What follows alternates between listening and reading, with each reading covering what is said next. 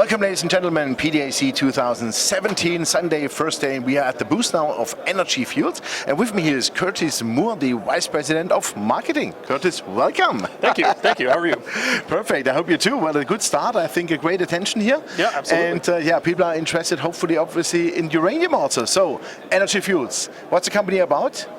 You're in the US working. Yes, so thank you for having me. Energy Fuels, we are a major uranium producer in the United States. We were the second largest uranium producer in the United States in 2016, second only to Cameco. We did a little bit over 1 million pounds of production last year. We sell most of our uranium to utilities in the United States.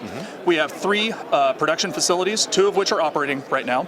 Nichols Ranch, which is a in situ recovery solution mining facility in Wyoming, and also the White Mesa Mill, which is located in southeast Utah. So we're primed for what's to come. Perfect, perfect. As you are producing, of course, you are generating cash flow, you are generating income. What is your all-in production cost? I mean, uranium is still quite low, so can you make some money in that market? Well, I don't want to, get hopes too high. As a company, we are not profitable at this time. Yeah. However, today's price is unsustainably low. The price right now is about $26 per pound US, which is a big recovery over where it was in early December, where it was about $18 per pound US. I would contend that almost nobody is making money at these prices. Definitely now, not. Energy Fuels, we have some long-term contracts that we are delivering into right now, which has prices in the 50s, which is a good price for us. But what we're waiting for is the market to come back to where we can actually go sign some new contracts and sell in the 40s or into the 50s. So that's what we're waiting for, and I think that we might be in the early stages of a recovery in uranium prices. Absolutely, but I see the same way. Before we talk about uranium, a question is, you are producing 1 million pounds per year, you said. What is your maximum capacity? What can you do? Let's assume the market comes back. We go to this spot price $45, and all of a sudden you get $65, $70 longer term. Right. And then you make money. So what can you produce maximum? So, like you said, we did about 1 million pounds last year. We're actually cutting production a little bit in 2017, down to about 800,000 pounds. However, if we saw prices rising up to the 40s, we would start increasing production. We have, at our 3 facilities, we have 11.5 million pounds of production capacity. Wow. Now, I'll caution you, realistically, we could probably get to about 6 to 8 million pounds per year. But still, nice. That would make us one of the largest producers globally, though. So we do have that production capacity within our portfolio right now. Yeah, fantastic. And obviously, as you are producing in the US, you have the market in front of your gate, right? Oh yeah, because there are more and more nuclear power plants are coming, and the US utilities, they are starving for new supply, I would say. They do. They have some pretty significant uncovered requirements coming up into the 2020s, and they'll secure that ahead of time as well. And we don't just limit ourselves to sales in the United States. We'll sell anywhere in the world. But you're right. Those are the utilities that are right in our backyard, and so we do focus on them right now at our current levels of production. Fantastic. That's great. What is the mine life by now? Well, it really depends on the project. Energy Fuels, we have multiple mines, we have multiple production facilities, so it depends. For instance, our Nichols Ranch project, which is located in Wyoming, that has a mine life of probably 10 or 15 years. Alta Mesa, which is in South Texas, again, 10 or 15 years. However, Alta Mesa, we have access to 200,000 acres of land, and it's all private land. So we have a lot of runway ahead of us at Alta Mesa, and there's a lot of land that has not been drilled, but there are trends out there that we see.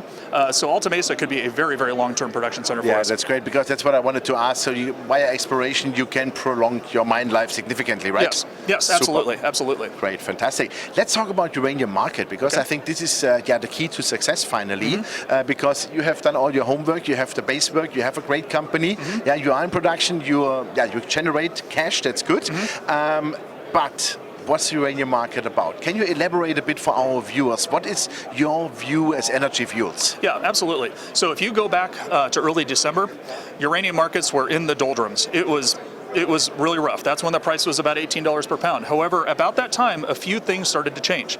The first thing that happened was the state of Illinois, which is a state in the United States, they passed some legislation that saved 3 nuclear power plants. They were slated to shut down. Everybody thought they were shutting down. Well, they saved these plants all the way out through 2030 or beyond. So all of a sudden, that was about 1.5 million pounds per year that was expected to go off the market that just came back to the market.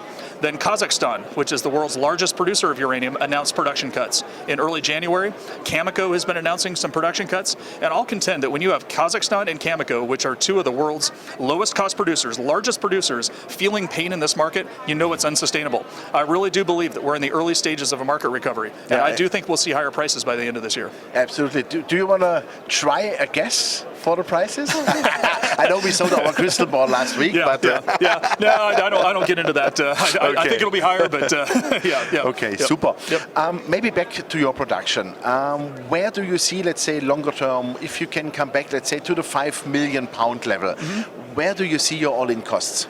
Well, you know, also as a guess, of course, because it's a forward-looking statement. Exactly. Yeah. There's only so many things that I can say about this. You know, all in, talking about Nichols Ranch and Alta Mesa, and again, this is all in, including capital, including operating costs, including reclamation. We're talking start to finish, well field replacement. We're in the low to mid 30s. Okay. Our Canyon mine, which is a conventional mine, actually located in northern Arizona, which, by the way, we found some very, very high grade copper, which is something we're really excited about right now as well. Well, copper is always good, yeah. Yeah. So we believe that our costs there are probably in the mid 20s. But again, we're not going to be out there increasing production as a company until prices reach probably the $40 level. We're not going to deplete our resources just to trade dollars. Why should you? Right. It makes no sense. Exactly. Yeah, exactly. Super. Then last question, what is like cash in the bank? Do you have any, let's say, problems to survive this downtrend? As we see, both the cycle is starting now, but maybe it takes another 6 to 9 months. Well, we're in pretty good shape. The last financials that we released was September 30th of 2016, so that's the last that I can discuss with you. We had about $31 million of working capital. That's cash and inventory. In late December, we put an at-the-market financing facility in place. Basically allows us to sell shares on the open market and raise cash here and there. We do it in a way that doesn't impact our share price. We believe that we're in pretty darn good shape for the next 18 months, let's say. Though if prices do come back into those 40s and we look to put some projects into production, then it's anyway fine. A little bit, yeah. We don't need to raise hundreds of millions of dollars. Exactly. But we'd be looking to raise 10 or 15 million. So. Well, that's easy. That's no problem. That's fairly small. Great, perfect. Thank you very much for that, and all the best. And Thank you. Keep us posted, please. I sure will. Thanks so much for the opportunity. Let's keep fingers crossed for the uranium price. Yes, indeed. Yes, indeed. Thank you very much. Ladies and gentlemen, well, you heard it. That was Curtis Moore, the Vice President Marketing for Energy Fuels.